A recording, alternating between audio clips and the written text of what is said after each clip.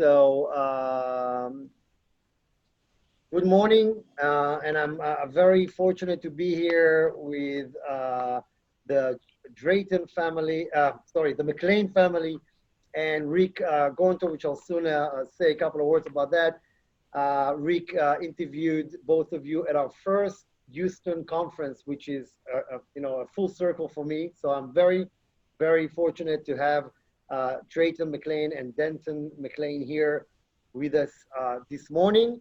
I am broadcasting from the Holy Land today. I came here on vacation. You can see behind me, this is the picture we got when we did our first conference outside of Israel, which is New York City, of course. And I'm delighted to be here. So if I wanted to read Denton and Drayton's bios, it would be pretty much the entire webinar. So what I'll do is I'll just give you a general idea. Mr. Drayton McLane, one of the most prominent people in Houston, third generation, and what I think was amazing in your story, you built the company into a $19 billion company with an over 30% growth annually, and you started by loading trucks, so no cutting corners. You were starting at the bottom. They wouldn't let you just get into the management office. And so Drayton McLane serves as chairman of McLane Group, and he's a former CEO of the Houston Astros. We'll talk about it later on. A native Texan, acclaimed businessman, leader, generous philanthropist, ensures the focus of all endeavors are based upon strong Christian values and moral ethics. When the company was merged with Walmart, you were vice chairman, and you've done so many things and sit on so many boards. We will talk about that soon. Mr. Denton McLane, fourth generation, and it's very interesting. Denton is directly responsible for managing McLane Global on behalf of the McLane Group. He's responsible for creating and implementing company strategy and overseeing the executive management team. McLane Global is international food and logistics business. It facilitates trade between food manufacturers and consumers of food in the retail, grocery, food service, e-commerce, etc. And we will be talking later on about your initiatives supporting people in need, students, during COVID-19. You spoke about that at the White House. You work with PepsiCo and UPS and other very strong partners in doing so much good during these crazy times. And helping me in this discussion today is my good friend Rick Gornto, who's the chairman of Tiger 21 in Houston.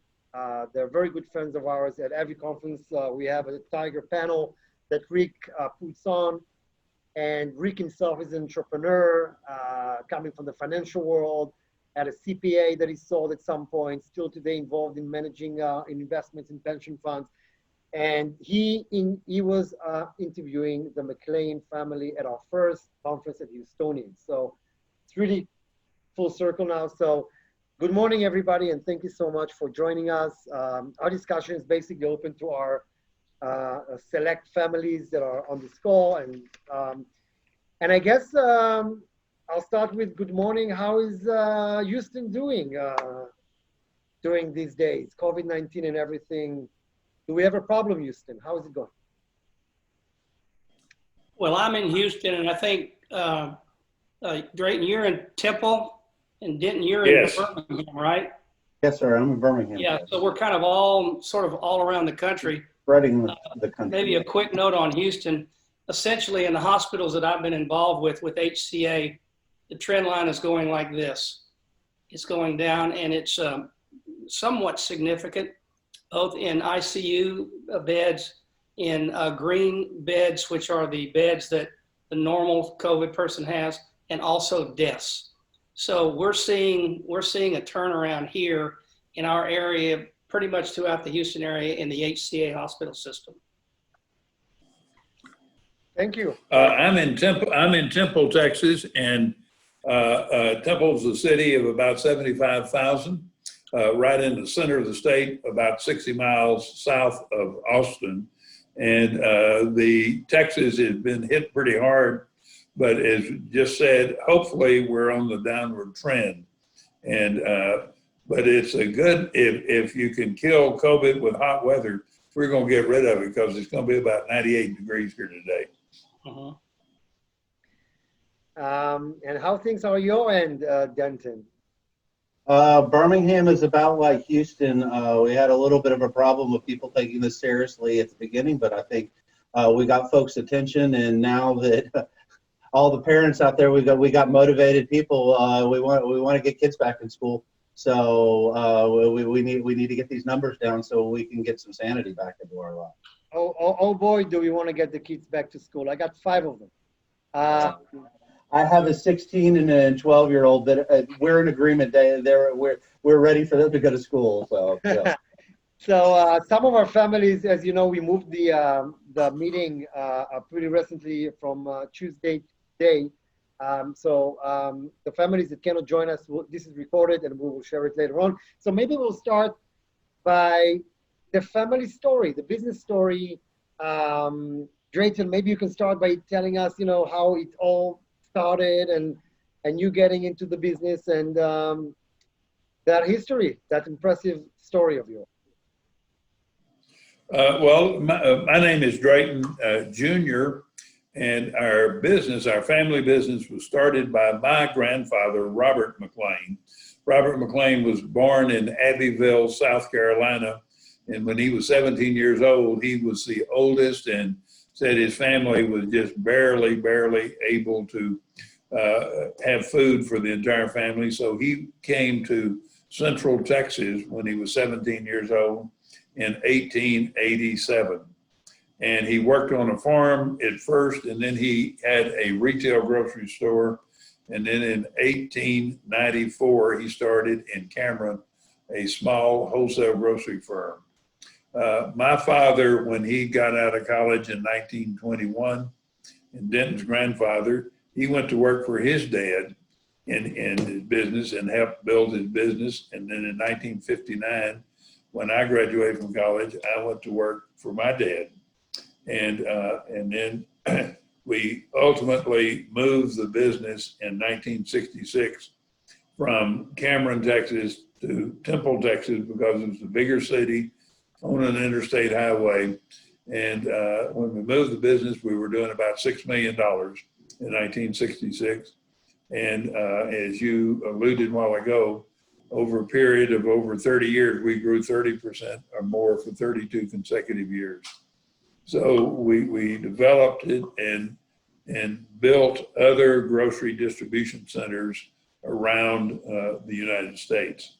One of the things that helped us to continue to develop, and I think that helped us be successful, we had a value system that I learned from my dad and he learned from his father.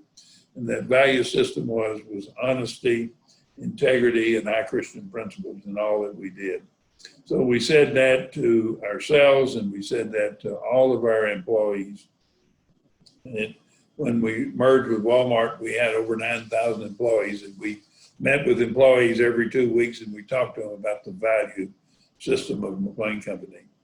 And so the business grew and prospered. And I'll let Denton kind of pick it up from there. What we have today is a family office, and it's based here in Temple. I have 2 sons, Drayton III, he is 3 years older than Denton. He lives here, and we have a group of family businesses, and I'll let Denton kind of describe, but both Drayton III and Denton, they both went to college at Baylor, and I told them both when they got out of college, they had to get their first job on their own. They had to start a career on their own, and they had to work somewhere, I said, at least 5 years. And then if they wanted to work with me, they needed to call me. So both started a career on their own. And then both, my wife and I were very excited, came back and came into the family business. So then why don't you kind of take it from here? I think we lost him for a minute, so maybe he has technical difficulties and he will join us back, hopefully in a couple of minutes. So let me add to this. Okay. Take off of what Drayton said there. When you went with Walmart, you had 9,000 employees. Did you find a significant difference in the culture between Walmart and the McLane companies, or were you similar? Well, it was interesting. When we merged in 1991, McLane Company was doing $9 billion, and we had 9,000 employees. And I thought, boy, that's pretty big. We merged with Walmart, and at that time, Walmart was doing about 120 billion. So they were just a bigger organization. The reason that we merged, Sam Walton and David Gleiss, who was the CEO, came to me and said, if I can take just a moment, talk about vision. They came to me, we were a supplier, and they were not in the grocery business. They had built stores of about 130,000 square feet, and Sam Walton and David Gleiss came to see me one day and said, we got a big idea. I love big ideas. And they said, we want to take this 35,000 square foot Walmart and expand it to a 200,000 square foot store. And right in the middle, we want to put a 55,000 square foot supermarket business. And we want to now call it a Walmart Supercenter. We're going to open it 24 hours a day, 7 days a week, and we want to become the largest grocer in the United States. Well, they weren't even in the grocery business. And they said, we don't understand grocery and perishable logistics, and you do. So we want to acquire McLane Company. It'd be a subsidiary. You continue to be the CEO, and then you become the vice chairman of Walmart, and we supply McLane Company supply all of the groceries as we build these big new stores. Well, as you know today, Walmart has nothing but supercenters, and they're the largest grocer in the United States, largest grocer in the world. And so they have really developed. Sometimes we lack vision. At that time, McLane Company was owned by our family. And you know what I told David Gleiss and Sam Walton? No, I didn't want to do it. And we get our pride into it. And I told them no, but I had to be friendly with them because they, were one of our larger customers. And I went in to see my dad, and my dad at that time was 81 years old, or 91 years old. And he came to the office, but wasn't engaged in the business. And he had loved that it had always been a family business. And I went in and told him of the idea that Sam Walton and David Gleiss had. He said, I think that's a good idea. And I thought, wow, here's a person that's is 90 years old, and I'm in my 50s, and he saw it quicker than I did. So we get too wrapped up in our own business sometimes. So Right. We did, and it worked beautifully for McLane Company and for Walmart. And you've Did really, we really, get Denton back online? I don't see Denton back Yeah, he's online. going to join us. He just wrote me he has internet issue. He will be back Okay. in a moment. And Drayton, do you have siblings? I mean, you led the company. Do you have any siblings? Did I have what? Siblings? Any Brothers and sisters. Did I have children? No, brothers, No, brothers and and sisters. sisters. I'm sorry, I just didn't. Right. He's wanting to know if you had any brothers or sisters that were in the business. Oh, excuse me. Yeah. Well, yeah, that's a very good question. I had two older sisters. Neither were involved. Both were married, had a family. One lived in Dallas and the other lived in Houston, and they were not engaged in the business in any shape, form, or fashion. And so it was just my father and I, but they, when my father and mother passed on, they inherited a portion of the business. And so I was the only family member that was in the business at that time. And your father, he had any siblings that were in the business? He had a what? Your father, he had any brothers and sisters in the business? No, he did not. He had two sisters, very similar. and they were older than he was, but neither were them engaged in the business. So it was my father, when he came into business with his dad, he was the only family member with his dad. And then when I came in, I was the only family member with my father. So when we merged with Walmart, Drayton and Denton, I see is back on the line. And then if you'll kind of take it, I took them up to where we merged with Walmart, and that you and Drayton, I think Denton was still in high school, were you not, Denton? I was a sophomore when in high we school. merged with Walmart. So why don't you kind of take it from there, you and Drayton? No, not a problem, not a problem. Our story is similar to Dad's story, which is similar to his dad's story. Is our father got us involved in business at a very young age. I started when I was 9 and got to load trucks and work in the warehouse for a long time, long enough to know that I didn't want to do that for the rest of my life. But then had built up a large business, had really kind of hit its ceiling inside the United States and sold to Walmart. So we kind of viewed at that point in time the family's core competency was food, logistics, and IT. And so at that point in time, we went out and bought a professional baseball team, which makes perfect sense. But then was really kind of, I think, after being in food and logistics, it was interesting being in something that was very much more of an entertainment type of business. So a lot of different fundamentals, but at the same time with our approach to honesty, integrity, and Christian principles, eventually, you know, business is business, and we can evaluate it. And I think we did a fairly good job. Our record speaks for itself. But then also at that point in time, we diversified into a lot of different businesses, seriously taking what we said, viewing our internal strengths as food and logistics, and then and IT, and what could we do? We built a very large business with Walmart, lots of employees, lots of trucks, lots of assets.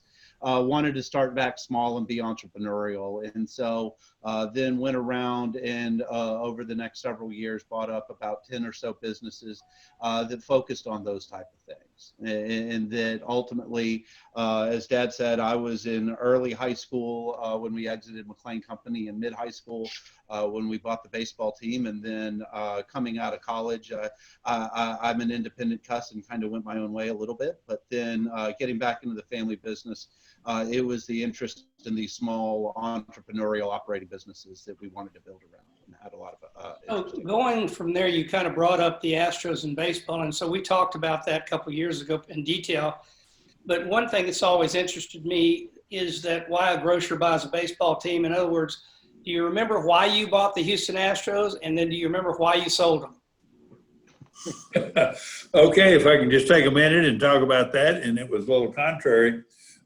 When I did that, that was before we merged, or right after we merged with Walmart. So I was the CEO of McLane Company and then involved with Walmart. And two people that you will know, Bob Armstead owned a large supermarket chain in Houston called Randall's. Right. And they were an important customer of ours. And Bob was a very high integrity, a great businessman, and was a good friend. And then Ben Love was the CEO of Texas Commerce. And Texas Commerce was the largest bank in Texas at that particular time. They ultimately merged with Chase, but they were a separate bank. And so Ben Love and Bob Armstead called me one day and said that they and two other individuals were negotiating to buy the Houston Astros, and they would like for me to join the group. I first, again, told them no. I had no interest. I love running McLane Company. I love the grocery business, and just didn't have the time. And I kidded them, and they said, well, before you really say no, would you come down and meet with us, that we are negotiating with John McMullen, who owned the Astros. John lived in New York City, but owned the Astros. So out of respect to those two and the others that were in on the negotiation, I went down and we had a series of meetings with John McMullen, and it fascinated me. I just loved business and intrigued by business, and it was fascinating. But I learned a good lesson. There were 6 of us who were running our own business, and we were trying to operate as a team negotiating against John McMullen, and it was a disaster. we were not good negotiators with each other. And we kind of gave John a difficult time. John was a challenging person to deal with. And so we negotiated for about 6 months, and Ben Love and Bob Armstead and the others decided that we should just break up. Said, we're not going to be able to negotiate a fair deal, and we would like to break up. And so they called and told me that, and I kind of agreed with them because it just wasn't working well. And I asked them, I said, do you mind if I try to do this on my own? I like to negotiate with people individually. And they said, well, if you, knowing what John McMullen's like, if you want to, go ahead. So I negotiated a time or two with John McMullen and saw that possibly we could make a deal.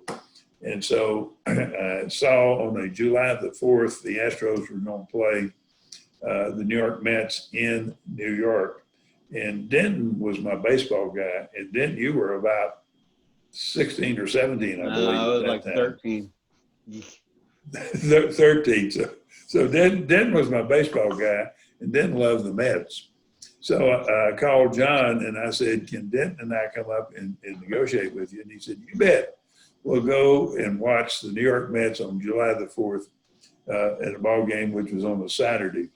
So Denton and I flew to New York, went to the game, and John was in his box that the Houston Astros had in the Met Stadium. But Denton was a Mets fan, and Denton had a Mets hand though. And he said, if I didn't like you, Drayton, I would toss you and Denton out of the box with that Mets hat on. So after the game, we talked a little bit during the game, and after the game, we met that night and started serious negotiations. So Denton was my baseball guy at 16 or 13 or 14, yeah, it was somewhere around. It was sophomore year in high school, is what that was. So Denton, when you finally came, so. excuse me, go ahead. So we finally struck a deal with John McMullen to buy the team. So fast forward, Denton, you're now, 20 something, 25 or 26 when you're going to sell the company. Obviously you're involved and back in the company, right, by that time. What was your experience with that? With selling the Astros? Yeah. It was interesting. We had gotten into the business in that the year we bought was 93. So we jumped right into the strike of 94. If you're not familiar with baseball history, Yep. Baseball has somewhat had an acrimonious labor relationship with their players. And so it had really reached a head, and the consensus was in ownership that we needed to get a salary cap in order to put some type of control over player pay escalation and all of those issues. And so we jumped into that. And so then the first full season we play, we don't play for half a year. And then we don't play for the second half of 94 and the beginning of 95. And then everybody's ticked off at baseball. In that Houston in those days, the Houston Oilers really kind of ran the show. And then the Astros they were there as well. So at the same time, you had the Oilers leave Houston for Nashville. And that kind of left a glut where the Astros really kind of grew back in. But just focusing on the team, we built it back up. But over time, a salary escalation is what it is. And that we were unique in baseball. I think by the end, we were the only family that retained 100% ownership of their franchise. And so I believe it was the day before we sold was the day that Albert Pujols signed with the California Angels, and they signed him for a 10-year, $250 million contract. And in baseball, it's unique. In sports, is contracts are 100% guaranteed. So if Albert walked out and got hit by a bus, it would be terrible, but the Angels would pay his widow every penny of his contract. And so that contract was a multiple of the value we paid for the franchise in 93. So it was just getting too much where it was too much process on us we're for all the things that we're not really partner guys. You know, we kind of like calling the shots and being able to run and do what we want to do with businesses. So it just became clear that it was time for us to move on, and we had our fun with the franchise. Had taken a franchise that had been to the playoffs twice. I believe we went 8 or 9 times. Made it to the World Series once. Ball didn't bounce our way in that one, but was really proud of the franchise that we had built up over that time. And you were also involved with the Nashville Predators, I believe. Yeah, that was my first job out of college. I like being in the sports business. So then I got when I got out of college, I moved to Nashville just to kind of start doing my own thing a little bit, and got hooked in with a job with an NHL team there, and that was fun for a first job out of school, because it was a young expansion team, and I got to do everything. I got to paint logos on the ice. I got to help do promotions. I got to sell tickets. My title job was I was in accounting and all that stuff. But it was just it was a lot of fun in a young city that was growing up at the same time too. So let me jump over to something that I wanted to ask you about on your family office. I know you have a family office.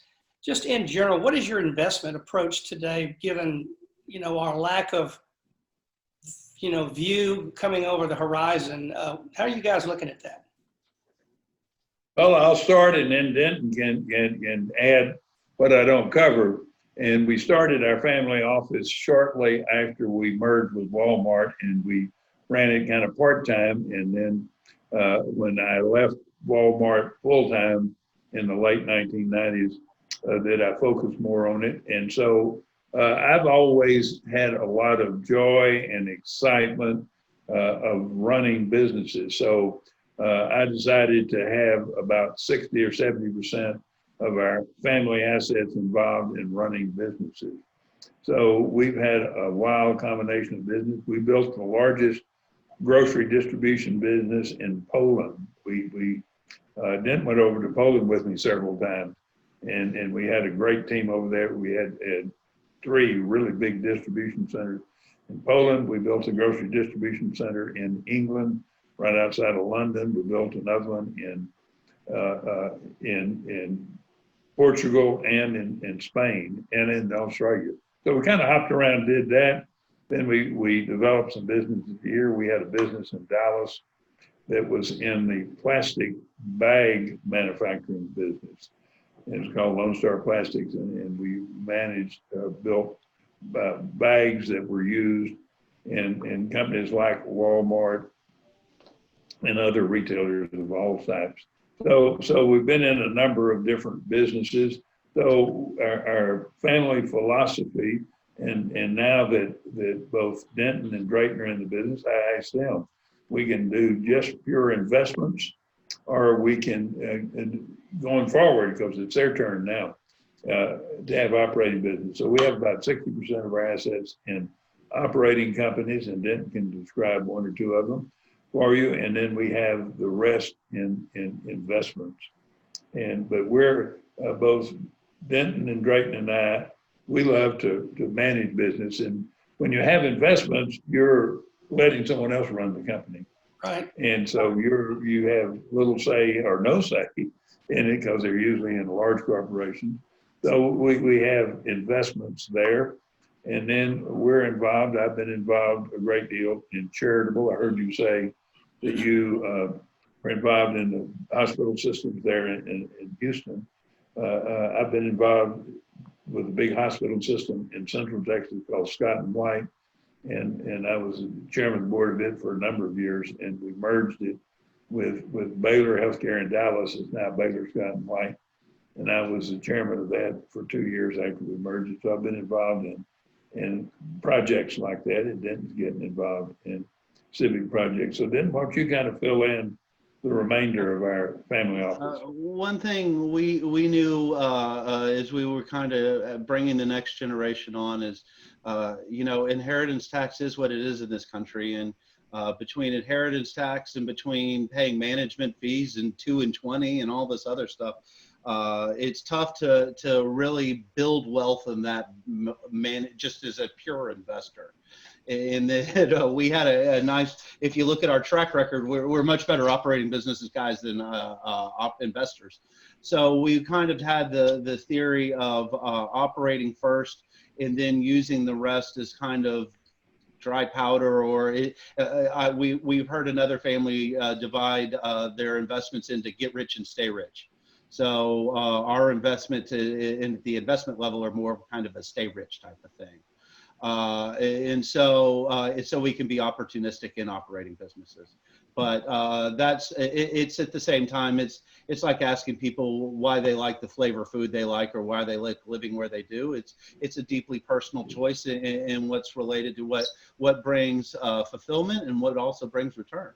So that's kind of been our philosophy. Yeah, you guys have stuck to your cultural guns. Being an entrepreneur, being in business, being in control and managing your own outcome, I think is just basically, your modus operandi and best practices, if you would. Yeah. So McLane Stadium at Baylor. My kids all went to Baylor. My grandkids are going to Baylor now. We're sending a lot of money over to Baylor, right? I was going to say, you have absolutely no money left then. I don't have it. Baylor and sisters went, and Drayton and Denton went to Baylor, and so we understand the pain you're in. And I wanted to ask Denton to tell us. No, I didn't finish it. He asked about the stadium. Is that McLane something? Stadium, yeah. Beautiful. One of the prettiest stadiums in the country. You might have asked how we've been involved, as we said, in charitable ones. And Baylor played football on the other side of town. Baylor's on the east side of Waco, and the football stadium was on the west side. When I went to Baylor, you couldn't connect the two. And certainly was true when both Drayton and Denton went. And I went to graduate school at Michigan State, and I saw the value of having a football stadium right in the middle of the campus. Then went to graduate school at Alabama, and the football stadium is the center of Tuscaloosa. And so I had been on the board and been pushing for a number of years to get a stadium that was on the campus of Baylor University. So we worked hard to do that, and I helped raise money, and so our family made a contribution that made a key difference in getting the stadium built. So been a fun experience. Okay, I'm sorry I interrupted. No, sorry about that. We would love to speak about your philanthropic work that you do so much of, which kind of brings me to hear about what Denton and McLane Global is doing these days.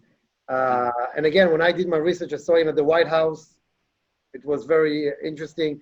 And then I read about what you guys do with Pepsi Co, right, and UPS, and so if you can tell us a little bit about the company and how you ended up doing this, and please.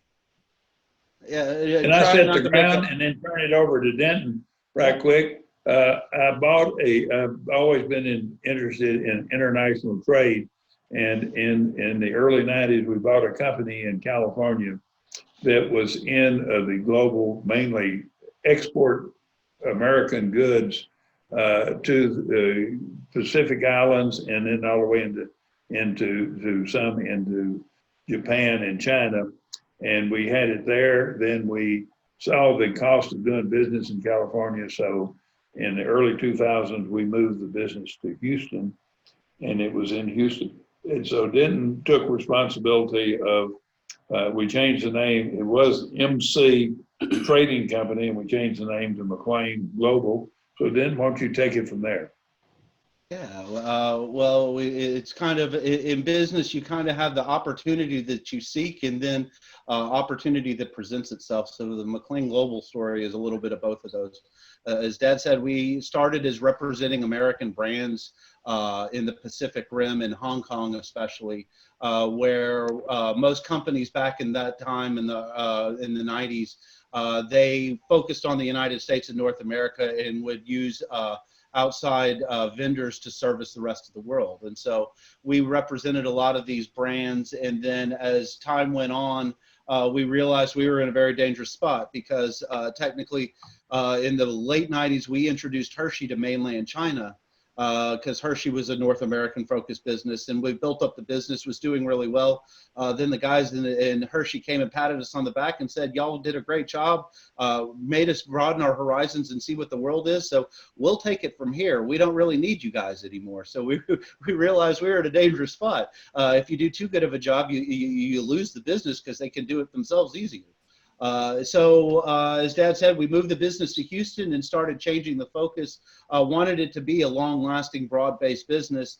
So being export only is dangerous because in that era you had a very strong dollar, which made exporting hard and importing a lot easier.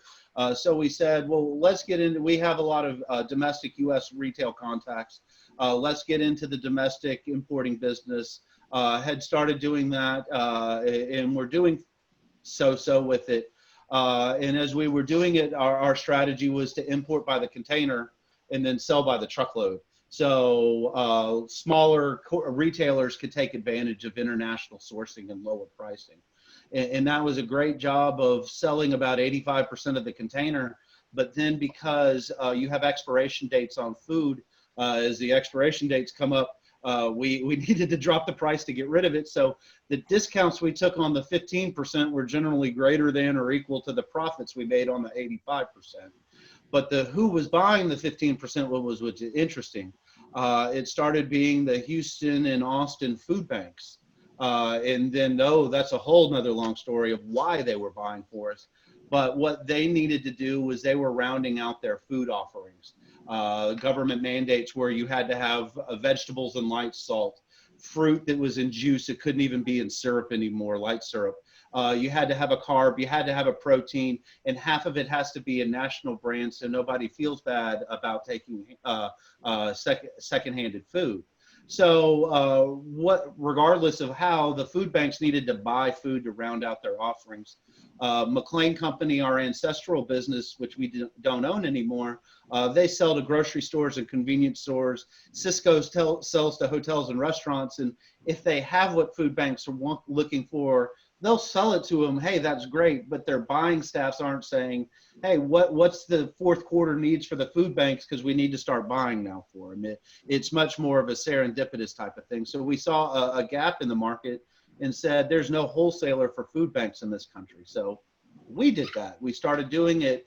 And so that was about 8 or 9 years ago. And now we service about 400 food banks across the country, selling them commodity products. And then eventually, because for our import and export needs, we need to sticker product and do a lot of hands-on value add to them to get them cleared for customs and all the hoops we needed to jump through.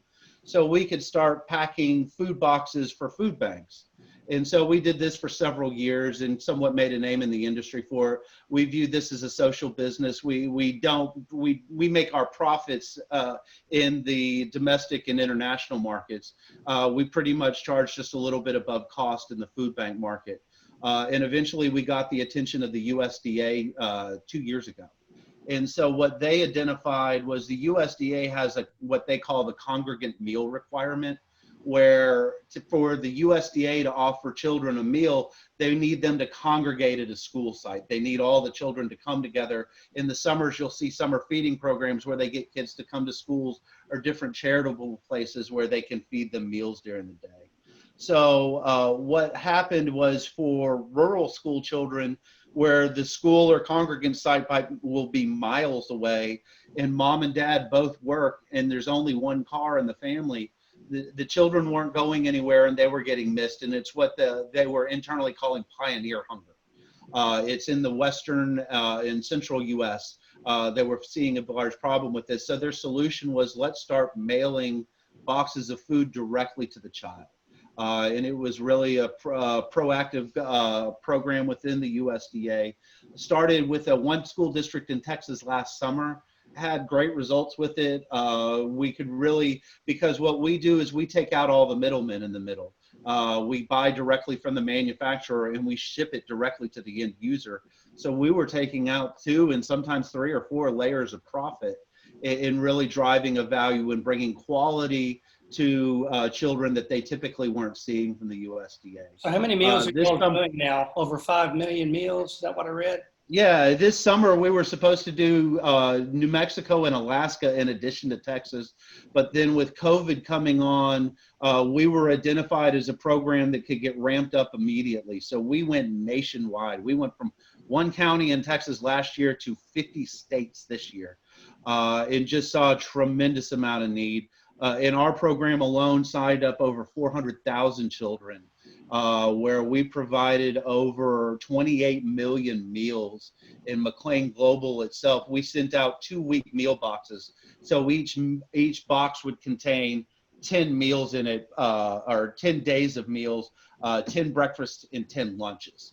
And so we sent over 1.8 million boxes out ourselves. So, it was a part of what we did, but with all of this COVID onset, really just to really provide and really do our part for the country, really kind of crashed out a lot of different stuff and really focused on this, but really have been ecstatic with the results that we've seen, especially the government's excited, but the people, just the constant videos and cards that we're getting. We got a note from a superintendent in rural Tennessee where he said most of the children through this program had more food in their house than they ever had before.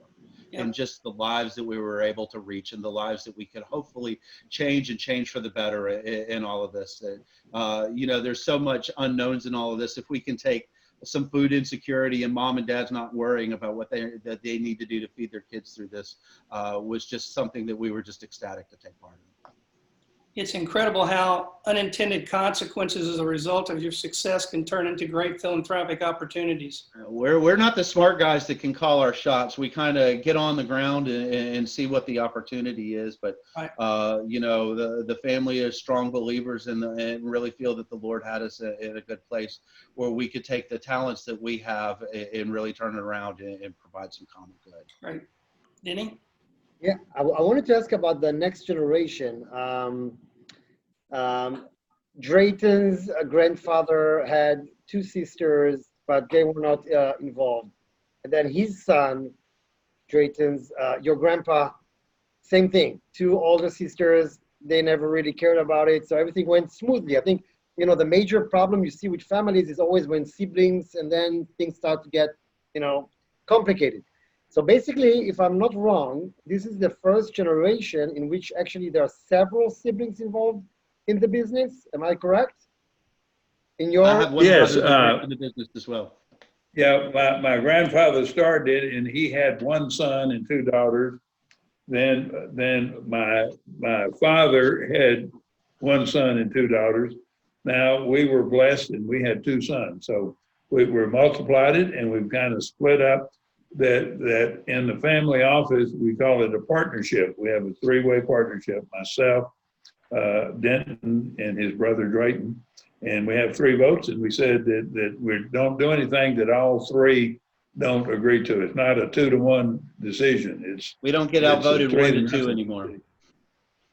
So if we all 3 can't agree on an investment or an opportunity, we just don't do it.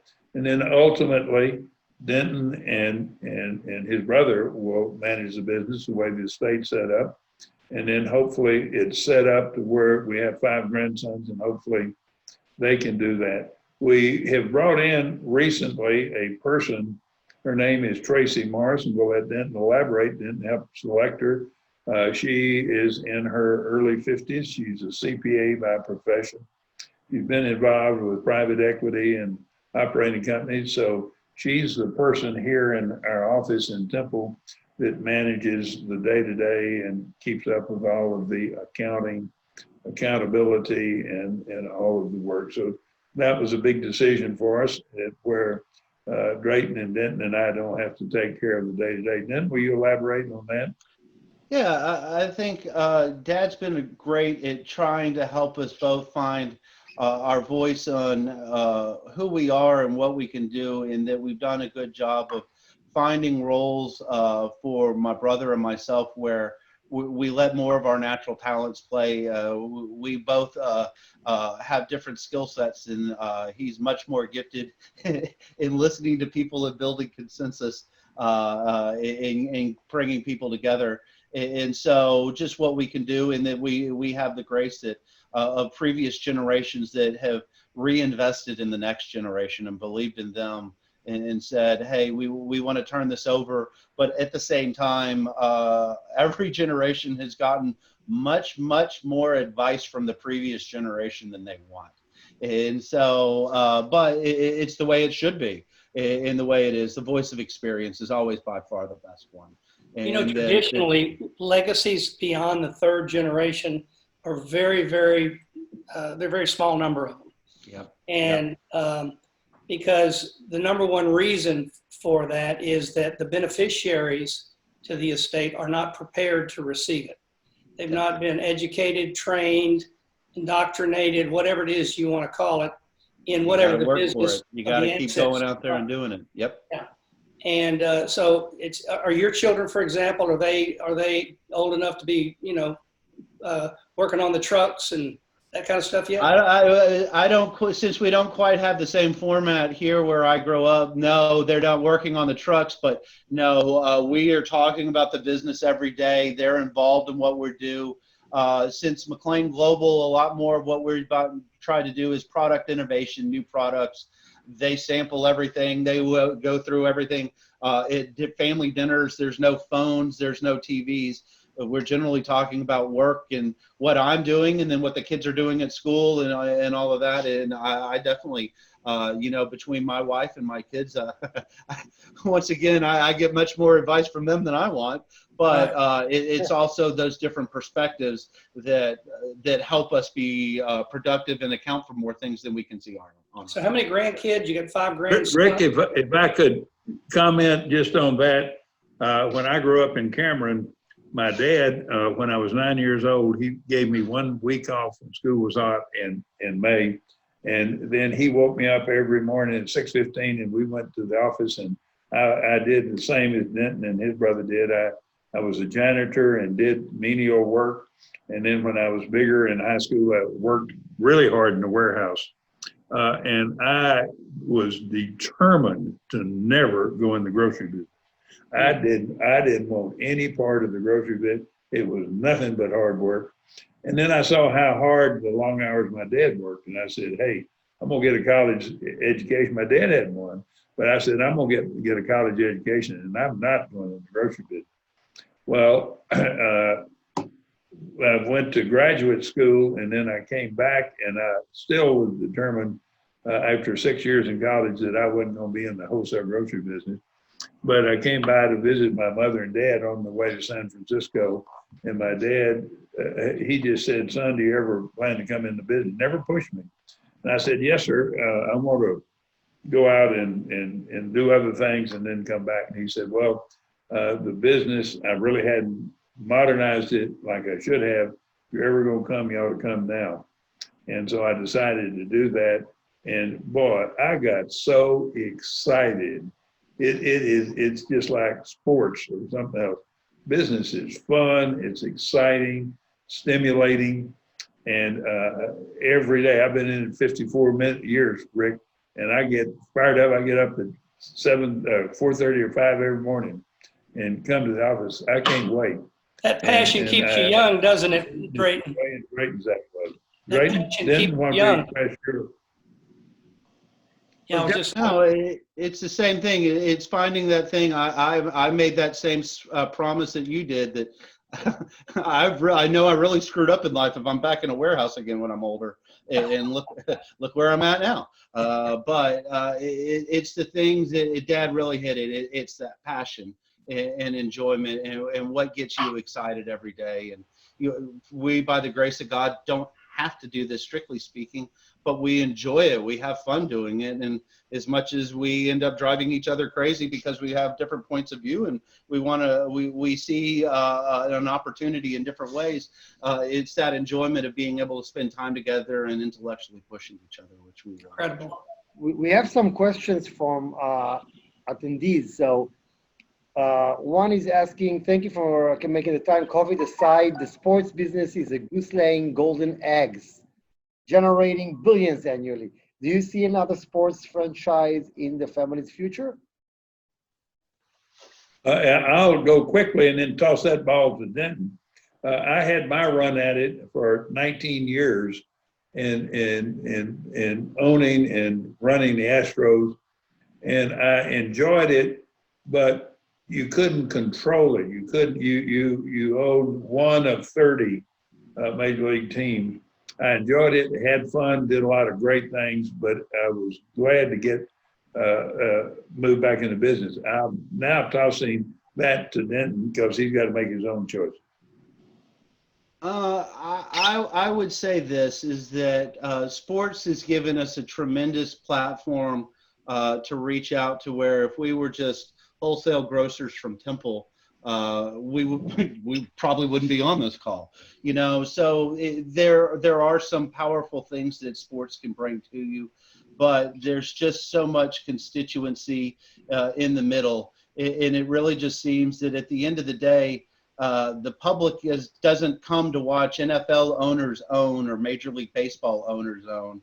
They come to watch the sport and they come to watch the players play, and that as time goes by, it's tremendously much more of broadcast networks, ESPN, and all those guys, and then now internet is the next phase, and it's really trying to keep in between. The owners are trying to keep in between the media and the players, and that's getting harder and harder to do, especially at the valuations that it's getting to. So I will be interested to see with how the duration of COVID is interrupting the traditional business model of sports.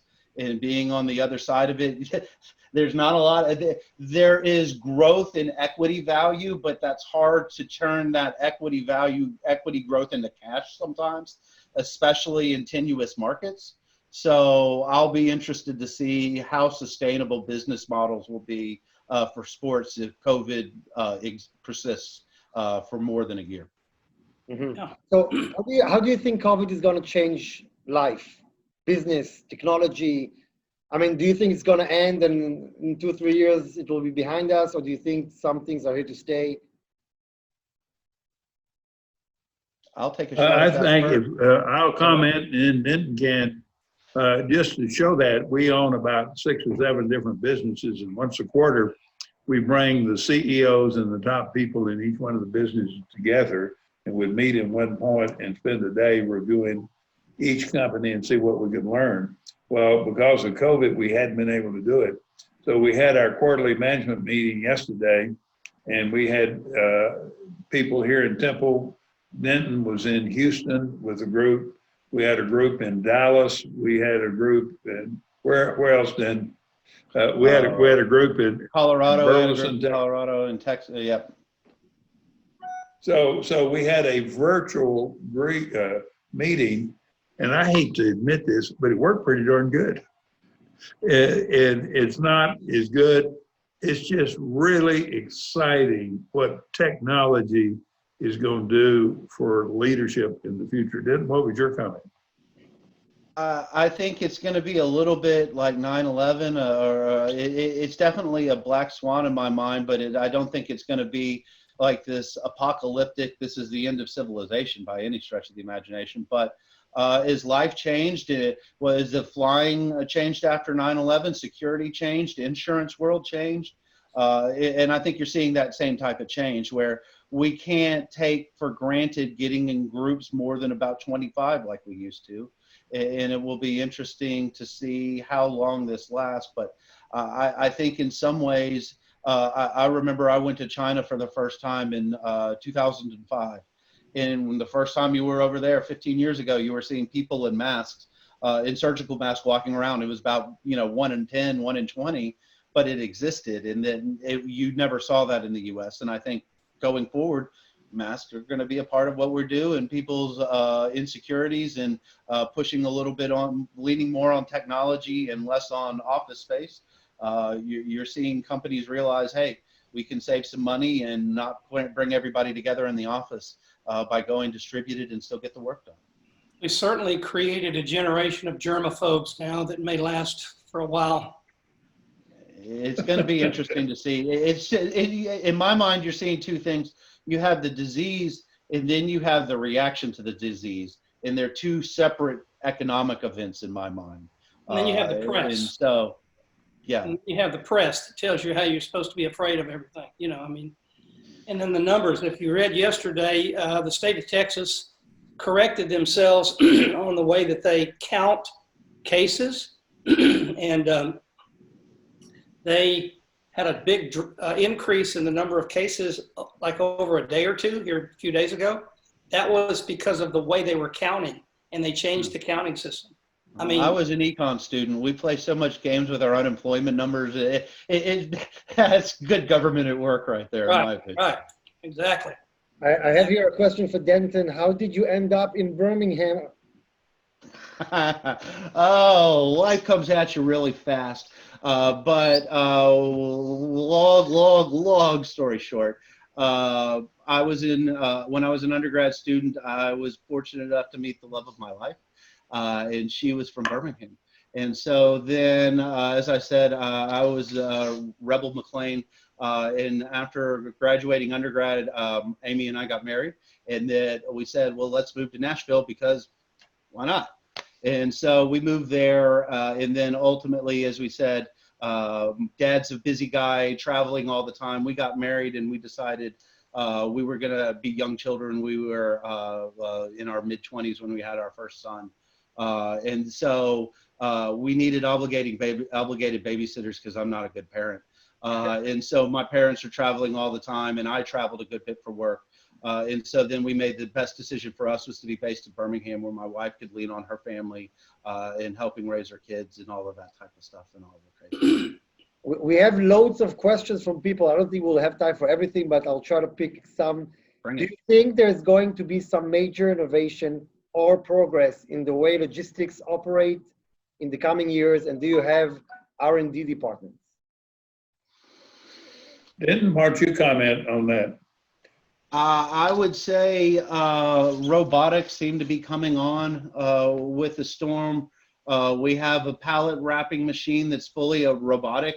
We'll wrap a pallet, it wraps it faster, it uses less shrink wrap, it saves us money, it does it faster, and it's cheaper than the man hours.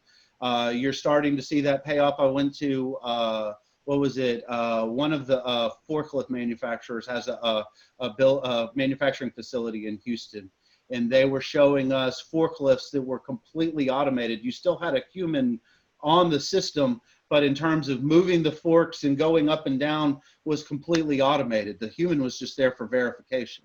So yeah, there's a lot coming in logistics, especially because people are getting out and you're seeing the growth of third party, where people are saying, okay, warehouses and transport is hard. Let's let the people who know how to do it and charge us for that. So you're seeing it kind of become more and more insular a little bit. And to that, do we have an R&D department? No, I wish it'd be cool if we had like a lab with guys in lab coats and stuff blowing up and all that stuff. But no, what we try to do is we're out there, we're geeks about this. I mean, walking warehouses is fun for us.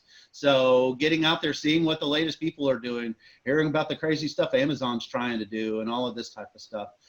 We try to keep up with as much as we can, but it's that payoff of, as Dad mentioned, his dad said, that push to keep your business modern, it's expensive. It's not easy. And I've heard retailers say they've had to stop opening new stores because they've had to go in and put in the order online and store delivery to your car and all this stuff. Technology is expensive. So it's waiting out, you know, what's better to be more efficient in a few areas or to spread your footprint and maybe have a little bit generation or two behind tech. You talked about passing on the business to next generation. What would be your advice for engaging them past the third generation, building generational wealth? That's the next question. Well, I would comment, the worst mistake parents can make is try to force children into a business that they don't like. So each person should make his own decision what profession he wants to be in. My father never pushed me to come in the business. He just said, when I got out of school, if I wanted to come in the business, I ought to do it now. And hopefully I didn't push Denton and his brother to come in the business. So I think they need to do that. The second one is, if they don't want to have operating businesses, they can have a family office, and they can have someone like we do who professionally manages the family office, and they can just surely make investments. So it's really up to the family what they want to do. Then Denny, you're the one that had to make his own choices. I would say I deeply appreciated the choice I was offered because, as I said, I moved to Nashville and did my own thing for a little while. But then having the ability to come back and be a part of it, I realized how good I had it, how good of an operating environment where everybody was focused on the job, and I got to go in a lot of different environments where you fought battles over things you thought were kind of silly because the owner or the management wasn't in control of the business and actively trying to grow it.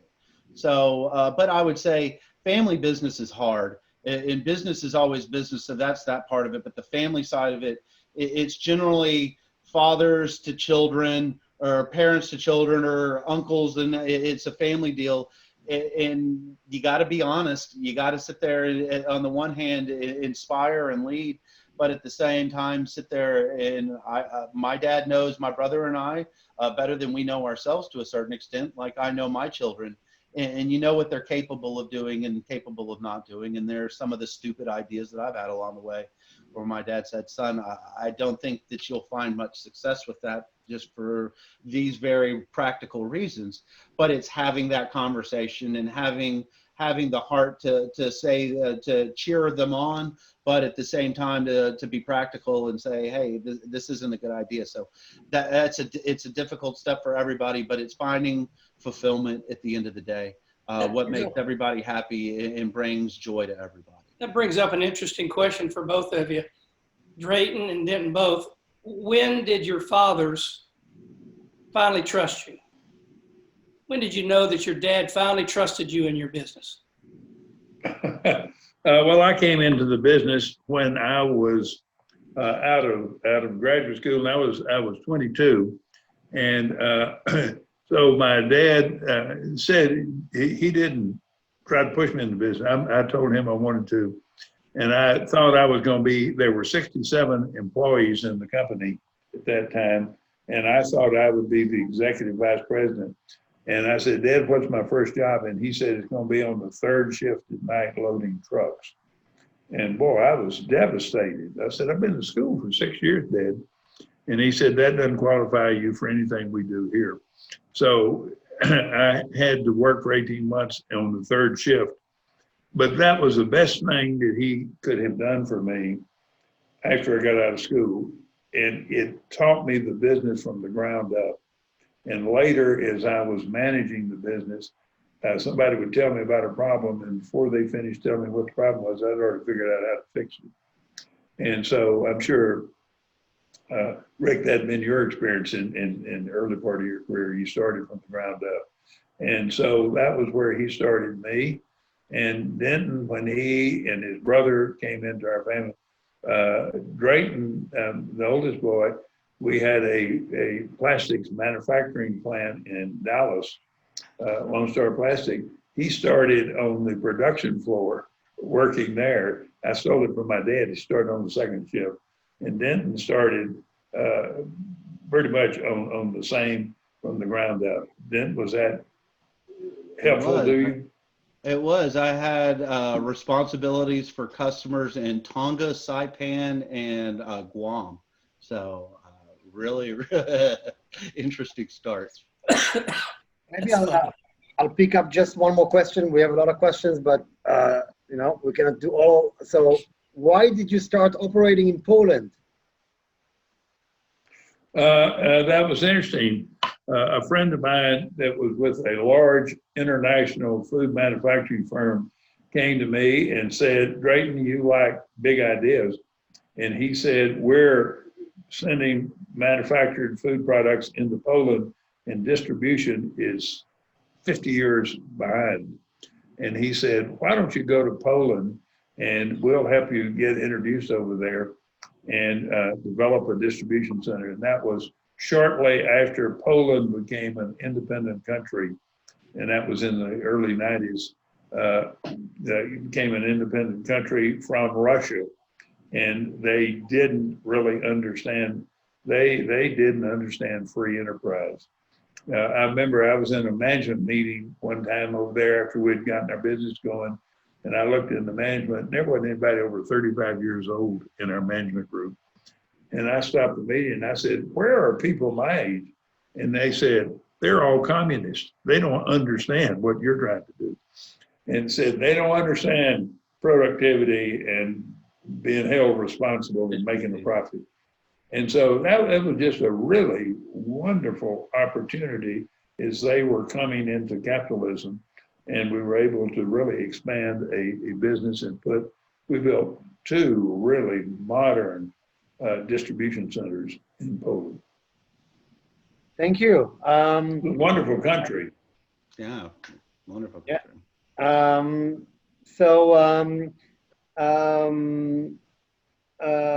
Maybe just another question that just popped in. What are your basic investment criteria? How do you find out about new investments? New investments. Well, I learned something from my father. When the business was small and we moved it to Temple, I was doing the buying and running almost all of the business. And I thought my time was more valuable than it really was. So I put a sign in our lobby that we only saw salesmen on appointments. Well, I didn't talk to my dad then about that. And he came in one day, saw that sign in the lobby, came in, walked into my office and dropped it in the wastebasket. And he said, son, you should talk to every person that comes by here. You need them more than they need you. And he said, you will learn from good people and you got to figure out the good ones from the bad ones. And so that's how I learned to go in Poland. The fellow's name was Jim Johnson. He was with RJR Nabisco. And he was the one that gave me a call out of North Carolina and said, hey, you ought to think about Poland. So I'd like to say we're very, very creative. We see good opportunities and get after it. And Denton saw this food box program in its infancy about 2 years ago, and they got for it. So we look at things, and number one, is it a business of honesty and integrity, and can we add value? And if it is, we try to invest in it. Then any comment you spent a lot of time on a lot of talking to weird people about crazy ideas that we wanted no part of. But you know, you got to kiss a lot of frogs to find your prince sometimes. So when you guys were dealing with the Polish government, or surely you had to go through permitting and stuff like that, did you ever have a chance to visit with Lech Wałęsa, who became the president at about that time? Yeah, he was in the early part of, the protests that developed in protests. And by the time we got there, he had been president, and I did not meet him personally. The Polish leaders I got to know said he brought the revolution on and inspired the people to rise up and throw out communism. But he wasn't a trained administrator and leader. So I did not get an opportunity to meet him. He was still alive and was just highly respected in Poland, kind of the father of their country. But said that I think he was a shipbuilder, was in Gdansk. We had a distribution center in Gdansk. And he was a Polish capitalist, the father of Polish capitalism. Yes, he was. And said he just wasn't trained as a modern businessman. And then others came, but I love the Polish people. They adapted to capitalism faster than any country I've ever seen. And they were very principled people. They were really well educated. I will pick just one last question because we've been here for over an hour, and that's expected with interesting guests like yourselves. Is your investment decision process and your portfolio strategy has changed because of the current situation? Has our investment changed because of the COVID problem? Was that the question? Absolutely. We're long-term strategists, you know, where we're going to be in 2 years and where we're going to be in 5 years, and where we're going to be in 10 years. And with COVID, it's short range. What are we going to look like at the end of the year? So, you know, you're having to constantly readjust. It was just like the Zoom management meeting we had yesterday. We'd have never thought of that 6 months ago. So that and you know, we're in the food business, and the food business has just been turned upside down, particularly in the restaurants. Restaurants are a real problem. We have a food manufacturing company near Fort Worth, Texas, that make food products primarily used in restaurant business. So it just changed their business dramatically, and we're just now coming out of the difficulty of all the restaurants being closed. So it's short-term strategy right now. Yeah, I was Denny? thinking. I'm sorry. I would just say it's changed our strategy, but we're not in the bunker. You know, we're not buying gold and platinum and all that stuff and hoarding bottles of liquor. You know, it has changed, but I would say it's opportunistic. Yeah, I was just thinking about Tillman Fertitta that I wanted to invite to one of our conferences. I mean, from a business that, and you might have thought, you know, several years ago, listen, I diversify the risk. I'm not just in Texas. I'm all around the place. I'm here and there. And suddenly this thing comes and it just flattens everything. Doesn't matter where you are. You're in the restaurant business, which is, you know. Restaurant, NBA, casino. I mean, he's kind of had the negative trifecta on us, it feels like. He didn't get a break. Yeah. Nope. He's a good person, so he would be very good to get on your program. Right. Yeah, of course. So great. So I would love, is any last thing that anybody would like to mention? I would just like to say, and we've touched on it, I think outside of our Christian faith, and whatever your faith is, the most powerful thing in the world is free enterprise.